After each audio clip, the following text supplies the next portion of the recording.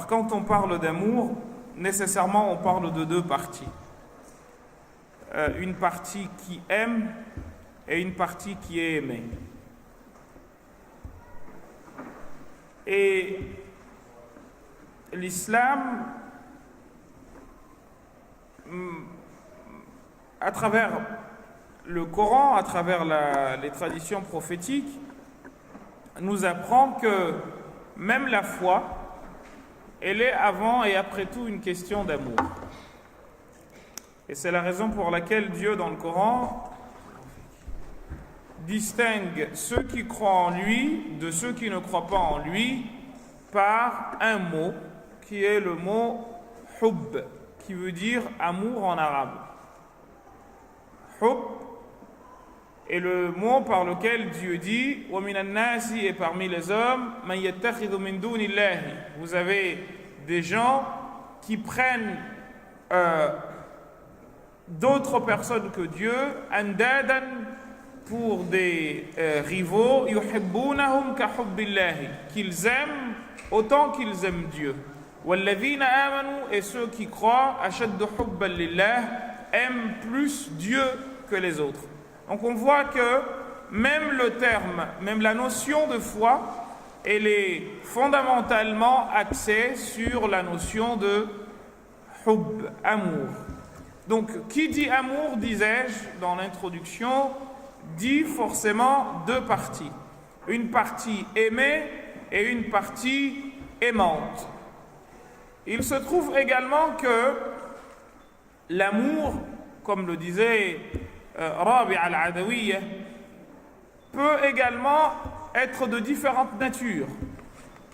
Il y a un amour passionnel, un amour raisonné, un amour qui n'est pas raisonné, qui est donc passionnel, mais on peut aussi avoir un troisième amour, et c'est mon point de vue à moi, qui réunit à la fois raison et passion.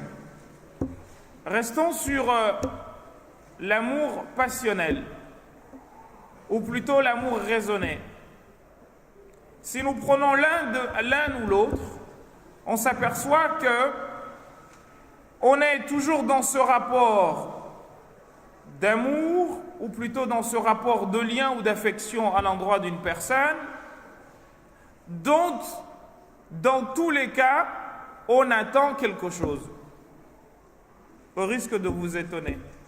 Parce que la chanson française dit que il faut aimer sans attendre un retour.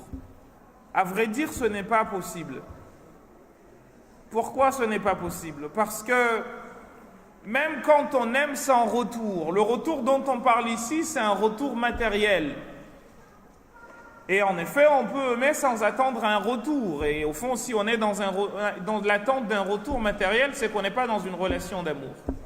En revanche, aimer sans attendre un retour, au sens passionnel du terme, c'est aimer une personne, soit pour que celle-ci nous aime, soit pour sentir cette personne dans le bonheur. En gros, le parent, la mère ou le père, quand elle ou il aime son enfant, ce n'est pas pour que celui-ci lui fasse ceci ou cela, mais le simple fait de le voir dans le bonheur lui procure un bonheur. Et au fond, quand on aime, il y a forcément un retour, ou on attend forcément un retour, et ce retour-là, même si la personne qui est l'objet de notre amour ne fait pas exprès, mais le fait de voir cette personne dans une situation qui nous plaît, eh bien nous procure un bonheur, et c'est cela un retour, même si ce retour-là n'est pas voulu par la personne objet de notre amour. L'idée dans tous les cas est de nous faire comprendre que quand on est dans une relation d'amour, on est forcément dans une relation d'échange.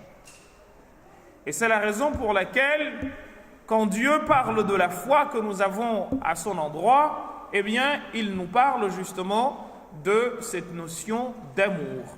Yuhibbunahum ka hubbillah. Yuhibbunahum ka hubbillah. Ils les aiment autant qu'ils aiment Dieu. Dans un autre verset, Dieu nous dit la chose qui suit. Dieu viendra,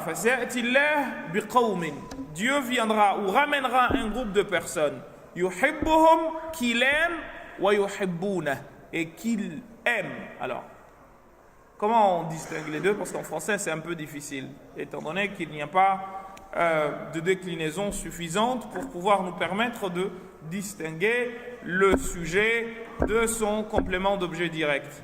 Quand il dit « Dieu viendra avec un groupe de personnes », « yuhibbuhum » que lui aime. Donc, c'est Dieu qui aime ici. « Wa yuhibbunahu »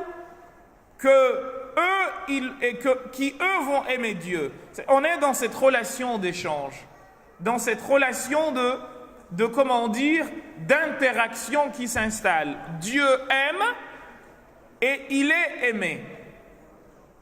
Et quand on s'installe dans cette relation d'échange, certains savants disent, au fond, celui qui aime Dieu, il est forcément enveloppé par son amour avant de rendre à Dieu l'amour qu'il lui a envoyé. Et c'est pour cette raison que le verset commence par l'amour de Dieu à l'endroit de son serviteur qui, lui, va rendre à Dieu l'amour qu'il lui a donné. Donc en gros, celui qui aime Dieu, c'est celui que Dieu a aimé avant qu'il ne se mette à aimer Dieu. Et c'est pour cette raison d'ailleurs qu'il parle d'amis, qu'il parle de relations d'alliés. Il dit que la personne, son serviteur, la yazalu abdi, yataqarrabu ilayya bin nawafili. Mon serviteur n'a de cesse de s'approcher de moi, dit Dieu, par les actes surérogatoires. Hatta uhibbah, jusqu'à ce que je l'aime. C'est un terme qui est souvent utilisé en islam, mais que les musulmans cachent. Je ne sais pas pourquoi. Il n'y a pas un mot qui est autant cité en islam que le mot hubb. Et d'ailleurs, Dieu s'appelle Wadoud. Et Wadoud, min al-mawaddah. Et mawaddah veut dire quoi? Mawaddah veut dire justement un amour, même en relation maritale. Vous imaginez, dans le mariage, Dieu nous dit وَمِنْ آيَاتِهِ أَنْ خَلَقَكُم مِّن تُرَابٍ ثُمَّ إِذَا أَنْتُمْ بَشَرٌ تَنْتَشِرُونَ وَمِنْ آيَاتِهِ أَنْ خَلَقَ لَكُم مِّنْ أَنفُسِكُمْ أَزْوَاجًا لِتَسْكُنُوا إِلَيْهَا وَجَعَلَ بَيْنَكُم مَّوَدَّةً وَرَحْمَةً. Il a mis entre les personnes mariées, eh bien, mawaddah, amour, wa rahma, et miséricorde.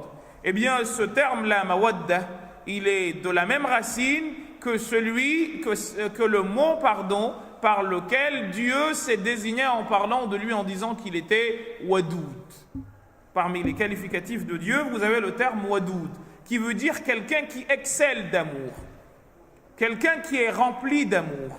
Alors, chez nos frères chrétiens, à chaque fois on les entend dire Dieu est amour.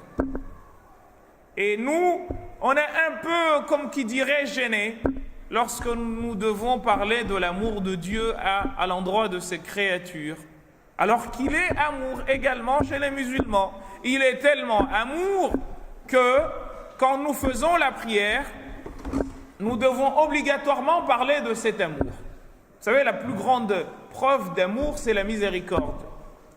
On ne peut être miséricordieux à l'endroit de quelqu'un que l'on n'aime pas. Or, dans le Coran, il nous est demandé de dire quoi? Ar-Rahman Ar-Rahim. Donc, en gros, par jour, nous devons dire 17 fois Ar-Rahman et Ar-Rahim. Que veut dire Ar-Rahman et que veut dire Ar-Rahim? Ar-Rahman veut dire celui qui est excessivement rempli de miséricorde. Celui qui ne peut faire preuve que de miséricorde. Ar-Rahim, pareil. Ces deux mots qui signifient chacun à sa façon un excès de miséricorde. Donc, si on ne dit pas que Dieu est miséricordieux, si on ne cite pas la miséricorde divine dans nos prières ne sont tout simplement pas acceptées. Donc en gros, si nous ne disons pas d'amour dans la prière n'a pas de sens. Mieux encore, par quoi finit-on notre prière? Assalam. Assalamu alaykum. Paix à vous. Quelle est une des manifestations principales de l'amour? C'est la paix à l'endroit de la personne qui est l'objet de notre amour. Eh bien, même si nous sommes seuls, il est de notre devoir en islam de dire paix. Et pourtant, je suis tout seul. Je fais ma prière tout seul, personne ne me voit, je dois dire Assalamu alaykum. Et pourtant, je ne suis pas là. Et on pourrait tarabiscoter là-dessus et dire beaucoup de choses parce que on est même à travers cela mis en relation avec le monde autant visible qu'invisible. Parce que quand je suis seul, on me dit que quand je dis Assalamu alaykum, c'est aussi aux anges, donc monde invisible, donc l'environnement, que je dis la paix, que j'adresse la paix. Et quand je suis avec les gens, c'est pour que ces derniers entendent qu'il ne saura venir de moi à leur endroit que l'amour, parce qu'il n'y a de moi à leur endroit que la paix qui saura venir. Et à partir de là, on doit comprendre dans quel environnement le musulman se situe en termes de quoi? En termes de relation avec l'autre, en termes de relation avec son Créateur. Vous savez, le musulman, il œuvre pour rentrer au paradis. Et comment s'appelle le paradis? Ça s'appelle Daru as-Salami, la maison ou la demeure de la paix. Comment s'appelle Allah? Parmi ses qualificatifs aussi, il y a le terme as-Salam. Il s'appelle lui-même la paix. Nous disons Assalamu alaykum, mais lui-même il s'appelle As-Salam. Au paradis, non seulement on nous dit que la demeure s'appelle la maison de la paix ou la demeure de la paix, mais ce qu'on nous dira au paradis, Dieu nous dit dans le Coran que, eh bien, Salamun qawlan min Rabbir Rahim. Ce qu'on dira aux gens une fois au paradis, c'est la notion de paix. Alors, je pourrais vous citer tellement de versets qui parlent de cette notion que vous finirez par comprendre le rôle on ne peut plus central à la fois de la paix et surtout de ce qui englobe la paix, ce qui contient la paix, la base de la paix, qui est la notion d'amour. Alors, quand on dit l'amour de Dieu et des hommes, en linguistique, ou plutôt en grammaire, on appelle ça une construction adnominale, mais qui peut avoir deux sens. C'est un complément de détermination du nom, disait-on autrefois. Qui peut avoir deux sens. L'amour de Dieu, est-ce l'amour pour Dieu ou l'amour venant de Dieu à l'endroit de ses créatures? C'est la beauté de ce titre. L'amour des hommes, est-ce l'amour qui émane des hommes à notre endroit ou plutôt notre amour à l'endroit des hommes? C'est aussi dedans. Et au fond, ça traite de ces quatre amours. L'amour de Dieu à notre endroit, l'amour, notre amour à l'endroit de Dieu, l'amour des hommes à notre endroit et notre amour à l'endroit des hommes. Mais ce qui nous intéresse ici aujourd'hui, c'est de parler de notre amour à l'endroit de l'autre. Parce que comme le disait JFK, avant de demander, avant de chercher à savoir ce que l'État peut faire pour toi, demande-toi ce que tu peux faire pour l'État. Et ici, on pourrait reprendre la phrase et la retourner autrement. Avant de te demander ce que les autres veulent pour toi, demande-toi ce que tu veux pour eux. Et il y a un hadith très beau par lequel je commencerai ce propos, qui est un hadith que tout musulman connaît. La yu'minu ahadukum. Nul parmi vous ne sera véritablement croyant hatta yuhibba li akhihi, tant qu'il n'aimera pas pour son frère ma yuhibbu li nafsihi, ce qu'il aime pour lui-même. C'est le terme hubb toujours qui est utilisé. Et il y a un monsieur, un grand savant malikite qui s'appelait Ibrahim al-Shabrakhiti, dans un livre intitulé Al-Mawahib al-Ladunniya, le commentaire de l'Arba'in al-Nawawiyya de l'imam al-Nawawi, où il explique que, en fait, le frère dont on parle ici, c'est le frère en humanité. Et que ce dernier, quel qu'il soit grand ou petit, blanc ou noir, c'est ton frère. À l'imam al-Tabari, dans le même sens, au début, dans l'exégèse de Surat al-Nisa, le chapitre des femmes, dans le tout premier verset, quand Dieu dit « Ya ayyuhan nas, ô vous les hommes, ittaqu rabbakum alladhi khalaqakum min nafsin wahidah » Craignez Allah, votre Seigneur, qui vous a créé à partir d'une seule âme. Wa khalaqa minha zawjaha. Et à partir de cette dernière, il a créé zawjaha, son épouse. Wa batha minhuma rijalan kathiran wa nisaa. Et à partir des deux, il a répandu plusieurs hommes et femmes. Il dit, l'homme dans sa vie, l'homme avec un H majuscule, dans sa vie a deux types de relations.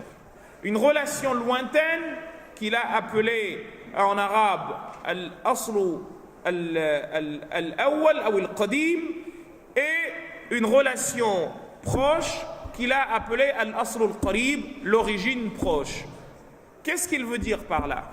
Il veut dire que quelle que soit la personne, quel que soit l'humain avec lequel tu te trouveras, tu es obligatoirement au minimum dans une de ces deux relations de proximité. Soit c'est ton frère de sang, et dans ce cas, tu es dans ce qu'il appelle la fraternité proche, ou plutôt l'origine proche, soit au contraire, tu es avec quelqu'un qui est ton frère, mais par rapport à la précédente source, à la précédente origine. Moi, puisque tu es mon vrai frère, je suis désolé, je viens l'embrasser.